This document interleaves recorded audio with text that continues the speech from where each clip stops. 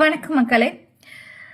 October 27 மகாபலிபுரத்துல ஒரு நட்சத்திர விடுதியில வச்சு கரூர்ல பாதிக்கப்பட்ட மக்களுக்கு ஆறுதல் சொன்னாரு தற்கூரி விஜய் அப்படின்னு சொல்லிட்டு நம்ம எல்லாம் பார்த்தோம், கேள்விப்பட்டோம். அந்த ஒரு நிகழ்ச்சி நிரல் முடிந்தது.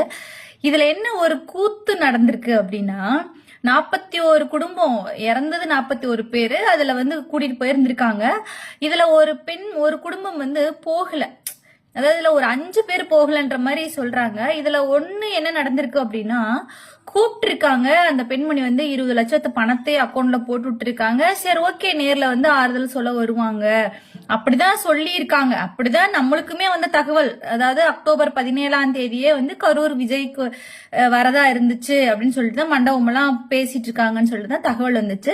பட் படப்படன்னு அக்கௌண்ட்ல பணம் போட்டு இருக்காங்க. சரி, ஓகே, வருவாங்கன்னு இந்த அம்மாவும் வெயிட் பண்ணி இருந்திருக்காங்க. அதாவது கூட்ட நெரிசல்ல இறந்த ரமேஷ் அப்படிங்கிறவருடைய மனைவி, அவங்களுடைய அம்மா இருக்காங்க, அப்பா இருக்காங்க. அதாவது இறந்தவருடைய அம்மா இருக்காங்க, அப்பா இருக்காங்க, மனைவி இருக்காங்க, குழந்தை இருக்காங்க. சரிங்களா? இதுல என்ன கூத்து நடந்திருக்குன்னா, சென்னைக்கு அப்படி வர சொல்லி நீங்க எனக்கு ஆறுதல் சொல்லணும்ன்ற அவசியம் இல்லை, நீங்க நேர்ல வரணும், நான் அங்க வரமாட்டேன் அப்படின்னு சொல்லிட்டு அந்த பெண்மணி சொல்லியிருக்காங்க. அந்த குழந்தைக்கு உடம்பு சரியில்லை, அவங்க மருத்துவ ரீதியா பாத்துட்டு இருந்திருக்காங்க. இதை அவங்க வரலன்னு சொன்னதை காரணமா வச்சு அந்த குடும்பத்துல இருந்து பேச்சுவார்த்தையே இல்லாம இருக்க அந்த இறந்தவருடைய அக்கா இருக்காங்க இல்லையா, அவங்க விஜய் பாக்குற ஆர்வத்துல அவங்க குடும்பத்தோட போயிருக்காங்க, அந்த ஃபங்க்ஷன்ல கலந்துருக்காங்க. இது என்ன கூத்து அப்படின்னா, கணவரை இறந்த ஒருத்தருக்கு அந்த மனைவிக்கு பணம் வந்துருச்சு.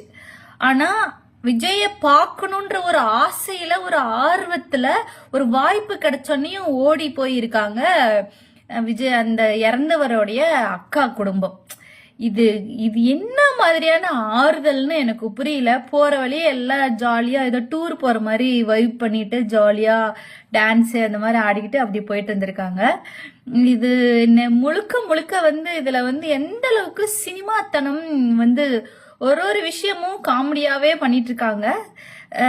வந்ததெல்லாம் யாரு, அதாவது இறந்தவங்க பேரை சொல்லி வந்தது யாருன்னு கூடவா விஜய்க்கு தெரியாது. அப்படியெல்லாம் ஒரு ஆறுதல் சொல்லிட்டு என்னங்க இது காமெடி பண்ணிட்டே இருக்காங்க.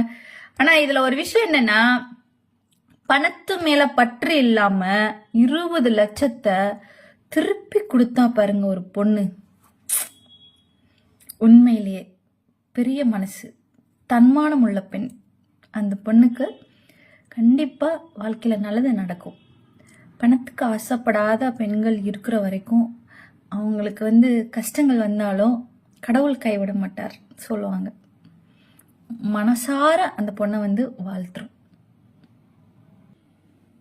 ஆனா விஜய் நேர்ல அந்த பொண்ணுக்கு ஆறுதல் சொல்லுவாரா? அந்த பணத்தை திருப்பி நேர்ல கொடுப்பாரா? இது கேள்விக்குறியாதான் இருக்கு.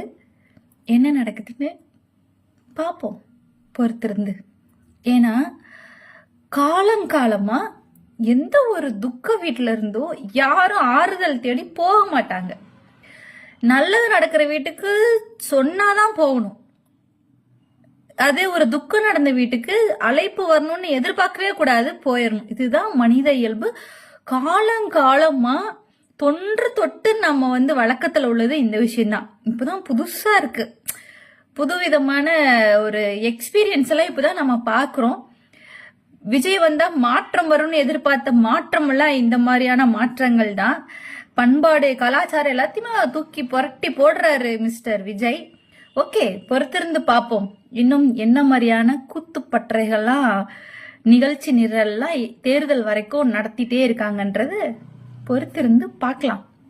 நிஜமா சொன்ன மாதிரி தேர்தல் வரைக்கும் வெரைட்டியா காமெடி நடந்துட்டே இருக்கு. டே பை டே புது ஒரு எக்ஸ்பீரியன்ஸ் கிடைச்சிட்டே இருக்கு. ஆனாலும் திராவிட முன்னேற்ற கழகத்தை பாருங்களே, இது கொஞ்சமாச்சும் யோசிச்சு பாருங்களே மக்களே. ஒருத்தன் சும்மா டீஸ் பண்ணிட்டே இருக்கான், சும்மா சுத்தி கம்முன்னு நம்ம பாட்டுக்கு கம்முன்னு நம்ம ஒர்க் ஒண்ணுன்னு பாத்துட்டு இருந்தாலும் அப்படியே இந்த டார்ச்சர் பண்ணிட்டே இருக்காங்க. யாரு? தாவேகா தரப்பினர் திராவிட முன்னேற்ற கழக தலைவர்களையும் சரி, தொண்டர்களையும் சரி, பொறுப்பாளர்களையும் சரி, எல்லாத்தையும் அப்படியே டீஸ் பண்ணிட்டே இருக்காங்க. ஆனாலும் இந்த கொசு கடிக்கும்ல, கொசு கடிச்சா அப்படி பட்டுன்னு அடிச்சு அப்படி தள்ளிவிட்டு போயிட்டே இருப்போம்ல, அந்த மாதிரி பூங்கடா அப்படின்னு சொல்லிட்டு திராவிட முன்னேற்ற கழகத்துக்காரங்க யாரும் வந்து தாவேகா தரப்பினரை வந்து கண்டுக்கிறது கூட கிடையாது. அது ஏதோ பாவம், ஏதோ மனநலம் குன்றவங்க போல இருக்கு. அவங்களெல்லாம் நம்ம வந்து என்ன பண்ணுவோம், இப்போ வந்து ஒரு ஒரு மனநலம் குன்றியவர் வந்து நம்மள வந்து ஒரு பக்கத்துல உட்காந்துருக்காரு, ஒரு டார்ச்சர் பண்றாருன்னு வச்சுக்கோங்களேன், ஏதாவது அடிக்கிறாரு, ஏதோ ஒன்று சொல்றாரு அப்படின்னா நம்ம என்ன பண்ணுவோம், ஐயோ பாவம் அப்படின்னு சொல்லிட்டு விட்டுருவோம்ல. அந்த மாதிரி தாவேகா தரப்பினரை திராவிட முன்னேற்ற கழக ஒவ்வொருத்தரும் அமைதியா பொறுத்து பொறுத்து பொறுத்து பொறுத்து போய்கிட்டே இருக்கும்.